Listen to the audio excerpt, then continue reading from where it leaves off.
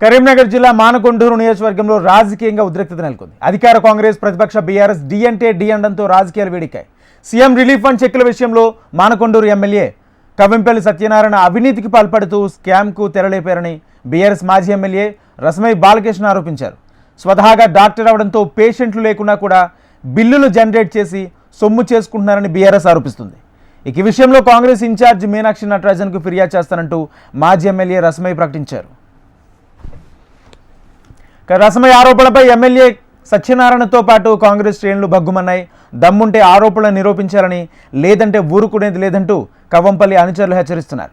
బెజ్జంకి అంబేద్కర్ చౌరస్తాకు వచ్చి ఆరోపణలు నిరూపించాలంటూ సవాల్ చేసి కాంగ్రెస్ శ్రేణులు అక్కడ చేరుకోవడంతో ఉద్రిక్తత దారితీసింది. అక్కడి నుంచి రసమై ఫామ్ హౌస్ సమీపంలోనే ఉండడంతో పోలీసులు అరెస్ట్ అయ్యారు. రసమై ఫామ్ హౌస్ గుడారం ఆ ప్రాంతమంతా పోలీసులు భారీ బందోబస్తు ఏర్పాటు చేశారు. కాంగ్రెస్ కార్యకర్తలు పెద్ద ఎత్తున తరలి రావడంతో పోలీసులు అడ్డుకునే ప్రయత్నం చేశారు. మా డాక్టర్ కవ్వంపల్లి సత్యనారాయణ అటువంటి పేదల ఎమ్మెల్యే పైన అనుచిత వ్యాఖ్యలు చేసిన రసమైని ఎల్ఓసి తీసుకొని మీరు స్కాములు చేసారు, సీఎంఆర్ఎఫ్లో స్కాములు చేసిన విషయం మీద మీరు మాట్లాడారు. మా కవ్వంపల్లి సత్యనారాయణ గారు ఏ పేదోడికి ఏ రాత్రి ఏ కష్టం వచ్చినా, ఏ క్షణమైనా, ఏ అర్ధరాత్రి అయినా ఫోన్ చేసి లిఫ్ట్ చేసి ఏ ప్రాబ్లం హాస్పిటల్లో అయినా వేరే ప్రాబ్లం మా కవ్వంపల్లి సత్యనారాయణ గారు మీరు అట్లా మాట్లాడడం మీకు సిగ్గుచేటు. మా డాక్టర్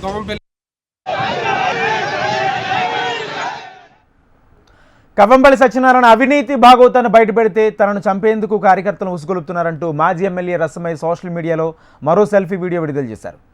కుప్పిగంతులకు భయపడనని పోలీసులతో ఒకవైపు కేసులు పెట్టిస్తూ ఇంకోవైపు కార్యకర్తలను ఉసుగొలుపుతున్నారంటూ ఆరోపించారు రసమై. ఇల్లందుకుంట మండలం పెద్దలింగాపూర్లో గత 18 రోజుల నుంచి సాగునీటి కోసం రైతులు నిరాహార దీక్షలు చేస్తుంటే పట్టించుకున్న పాపాన పోలేదని కవ్వంపల్లిపై విరుచుకుపడ్డారు మాజీ ఎమ్మెల్యే రసమై. ఎల్ఓసి అనేది ఒక నిమిషం తప్ప ఏ హాస్పిటల్లో ఇచ్చిన దాఖలు తెలియకపోతే తెలుసుకో, డాక్టర్లను తెలుసుకో, విద్యామంత్రులను తెలుసుకో, లాయర్లను తెలుసుకో.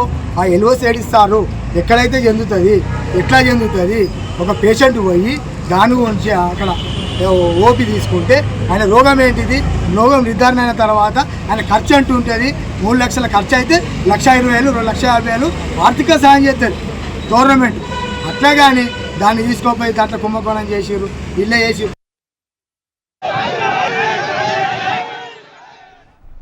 ఇలా రోజుకో సవాల్ విసురుతూ పోటుకో ఆందోళనతో మానకొండూరు నియోజకవర్గం రాజకీయం వేడెక్కింది. పరస్పరం దిష్టిబొమ్మల దహనం, శవరయాత్రలు చేస్తూ సవాళ్లు చేసుకుంటున్నారు మానకొండూరు నాయకులు.